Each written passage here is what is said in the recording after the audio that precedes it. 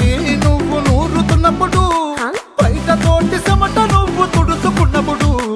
దండాన నీ సొక్కారేస్తున్నప్పుడు,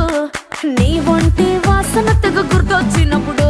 రెండు చేతులెత్తి జుట్టు ముడిసినప్పుడు, జండు కత్తుకొని పడుకున్నప్పుడు, అలసిపోయి నువ్వు ఆవలించినప్పుడు, వచ్చుండై